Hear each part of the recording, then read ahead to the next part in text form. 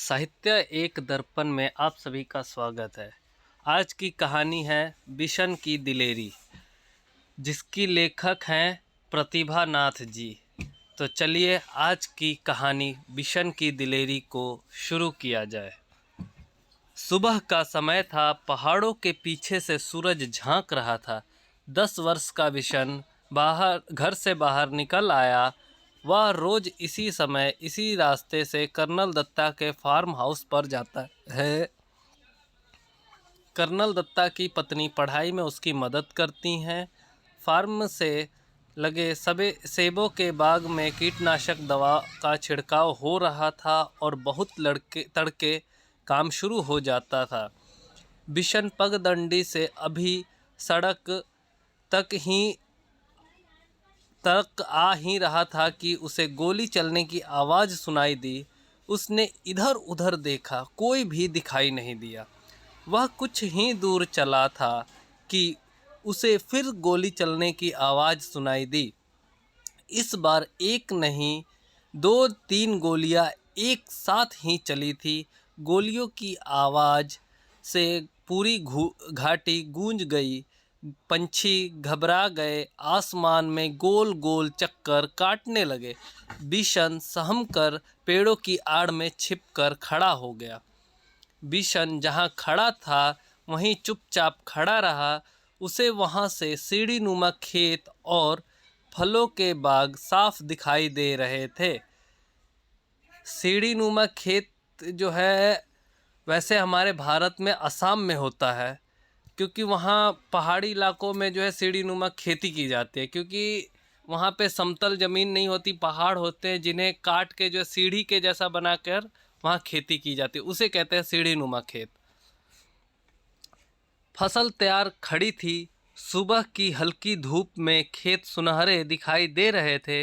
बिशन अभी सोच ही रहा था कि गोली किसने और क्यों चलाई होगी कि तभी एक और गोली की आवाज़ आई। एकाएक बिशन को गोली चलने का कारण समझ आ गया। जब फसल पक जाती है तब गेहूं के दाना चुगने ढेरों तीतर आ जाते हैं। तीतर जो है एक तरह के पंछी होते हैं जो गेहूं के दानों को यानी गेहूं की फसलों को नष्ट करते हैं।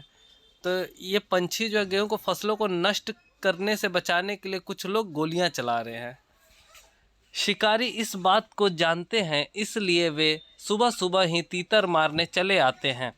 पिछले साल भी शिकारियों ने इसी तरह बहुत से तीतर मारे थे। कुछ तीतर तो वे उठा ले गए, बाकी को वहीं छोड़ गए। खेतों को काटते समय किसानों को बहुत से मरे और जख्मी तीतर मिले। बिशन ने सोचा, कितना दुख पहुंचाने वाला काम करते हैं ये शिकारी। वह समझ गया कि शिकारी ही तीतरों पर गोलियां चला रहे हैं, इसलिए वह पेड़ों के बीच से निकलकर खेतों के किनारे किनारे चलने लगा। वह चलते चलते सोच रहा था कि इन शिकारियों को सबक सिखाया जाना चाहिए, लेकिन उन्हें कैसे सबक सिखाया जाए यह उसकी समझ में नहीं आ रहा था। तभी उसके पाँव के पास सरसराहट सी हुई। उसने देखा एक घायल तीतर गेहूं की बालियों के बीच फंसा छटपटा रहा है। बिशन वहीं घुटनों के बल बैठ गया और उसने घायल तीतर को पकड़ने के लिए हाथ बढ़ाया, लेकिन घबराया हुआ तीतर छिटक कर खेत के और अंदर चला गया। बिशन जानता था कि शिकारी इस तीतर को ढूंढ नहीं पाएंगे और घायल तीतर यहीं तड़प तड़प कर मर जाएगा। उसने स्वेटर उतारा और मौका देखकर तीतर पर डाल दिया। तीतर स्वेटर में फंस गया तो बिशन ने उसे पकड़ लिया। बिशन ने उसे अपने सीने से चिपका लिया और खेत में से निकलकर पहाड़ी की ओर भागने लगा। वह इतना तेज चल रहा था मानो उसके पंख लग गए हों। जैसा कि आप देख रहे हो, यहाँ एक तीतर ऊपर की और 3 तीतर नीचे हैं। वैसे हम खेतों में इन तीतरों को भगाने के लिए कई लोग पुतला खड़ा कर देते हैं, या फिर खेतों के बीच में कुछ जैसे थाली लगा देंगे और वहाँ एक कुछ डंडा सा बांध देंगे, जो हवा के आने से जो है थाली पर लगता है और आवाज़ आता है। जिससे तीतर उड़ भी जाते हैं। तो मेरे ख्याल से तीतर को मारने से अच्छा है ये थाली लगा देना, जिससे कि उन्हें महसूस हो कि आसपास कोई है, जिससे ये तीतर भी नहीं मरेंगे और किसानों के फसल भी नहीं खराब होंगे। कर्नल दत्ता के घर के रास्ते में एक तरफ गेहूं के खेत थे तो दूसरी तरफ कंटीले तारों की बाड़। बिशन वैसे तो कंटीले तारों की बाड़ में से होकर निकल सकता था, परंतु इस समय वह दोनों हाथों से तीतर को पकड़े हुए था। तीतर को संभालना बहुत जरूरी था, इसलिए वह खेतों के साथ साथ छिप छिप कर चलने लगा ताकि शिकारी उसे देख न ले। वह कुछ ही दूर गया था कि पीछे से भारी आवाज आई, लड़के रुक जा, नहीं तो मैं गोली मार दूंगा। लेकिन बिशन रुका नहीं, वह चुपचाप चलता रहा। रुकता है या नहीं? उस आदमी ने दोबारा चिल्लाकर कहा। तब तक बिशन कंटीले तारों के पास आ गया था। उसका दिल तेजी से धड़कने लगा। आगे बढ़ना मुश्किल लग रहा था, लेकिन फिर भी वह रुका नहीं और न ही उसने कोई जवाब दिया। तभी बिशन को भारी भरकम जूतों की आवाज़ सुनाई दी, जो तेजी से उसके पास आती जा रही थी। पीछे से आ रहा शिकारी गुस्से में जोर जोर से चिल्ला रहा था, मैं तुझे देख लूँगा, तू मेरा शिकार चुरा कर नहीं ले जा सकता। बिशन ने के लिए आगे निकल भागने का रास्ता नहीं था। अगर वह सड़क से जाता तो शिकारी को साफ दिखाई दे जाता, इसलिए उसने खेतों के छोटे रास्ते से जाना तय किया। खेतों के आगे से रास्ते में कांटेदार झाड़ियाँ थी। बिशन उसी रास्ते में घुटनों के बल चलने लगा। बहुत संभल कर चलने पर भी उसके हाथ पांव पर कांटों की बहुत सी खरोंचें उभर आईं। खरोंचों से खून भी निकलने लगा। उसकी कमीज की एक आस्तीन भी फट गई। वह जानता था कि कमीज फटने पर उससे माँ से डांट खानी पड़ेगी, पर बिशन को इस बात का संतोष था कि वह अब तक तीतर की जान बचाने में कामयाब रहा। झाड़ी से बाहर आकर वह सोचने लगा कि कैसे पहाड़ी के कोने से फिसल कर नीचे पहुंचा जाए, लेकिन उस कोने में घास बहुत ज़्यादा थी और ओस के कारण फिसलन भी। बिशन थक कर वहीं एक किनारे बैठ गया। अभी वह बैठा ही था कि उसे पाँवों की आहट सुनाई दी। आहट सुनते ही वह उठकर दौड़ पड़ा। दौड़ते दौड़ते वह आधी पहाड़ी पार कर चुका था। उसके कपड़े पसीने से तरबतर हो गए, फिर भी वह रुका नहीं और किसी तरह कर्नल दत्ता के फार्म हाउस के पिछवाड़े पहुंच गया। पिछवाड़े दरवाज़ा खुला था। उसने ताड़ के पेड़ का सहारा लिया और फार्म हाउस के अंदर पहुंच गया। तीतर को वह बड़ी सावधानी के साथ अपने सीने से लगाए हुए था। फार्म हाउस में खामोशी थी। बस रसोई घर से प्रेशर कुकर की सीटी आवाज़ आ रही थी। मुर्गियां अभी अपने दड़बे में थी और गुलाब चंद सामने का बरामदा साफ कर रहा था। अचानक कर्नल साहब का अल्सेशियन कुत्ता जोर जोर से भौंकने लगा। वह किसी अजनबी को देखकर ही इस तरह भौंकता है। बिशन समझ गया कि शिकारी इधर ही आ रहे हैं। उसने इधर उधर देखा ताकि वह तीतर को कहीं अच्छी तरह छुपा सके।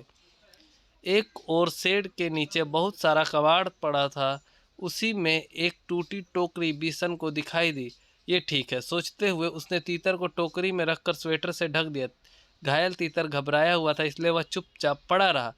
तीतर को छुपाने के बाद बिशन ने सोचा कि अब बाहर चलकर देखना चाहिए,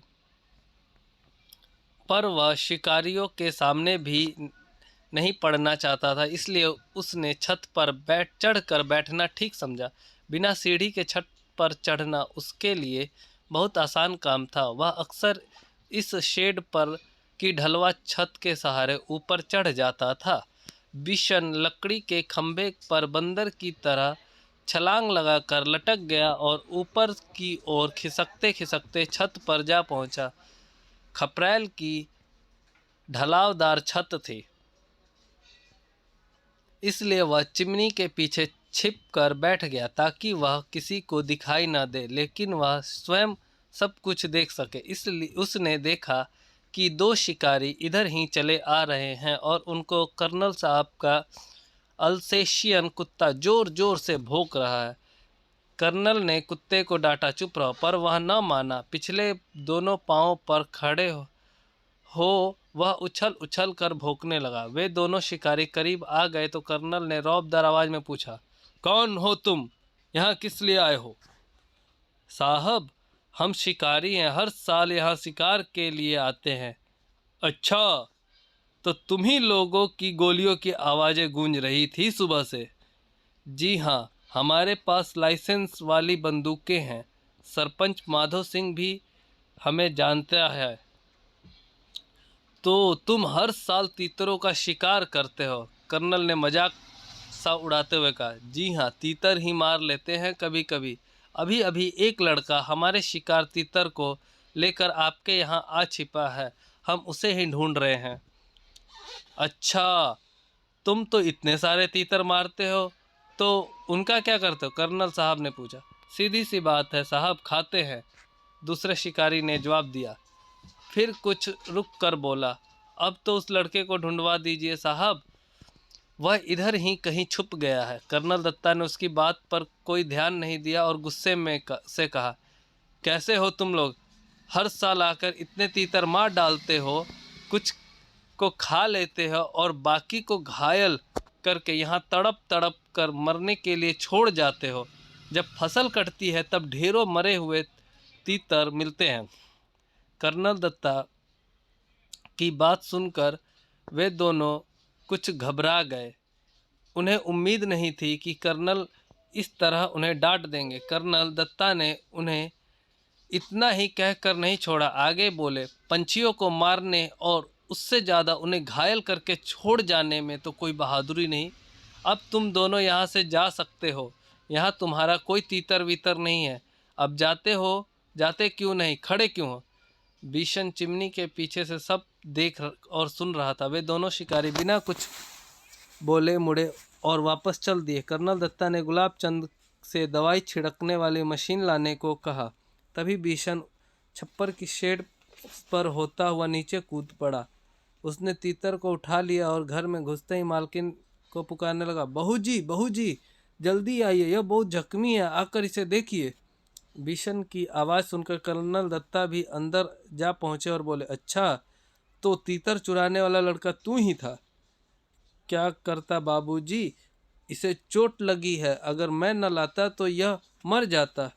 अब तू इसका क्या करेगा? इसे पालूंगा बाबूजी, बिशन ने कहा। कर्नल मुस्कुरा दिए।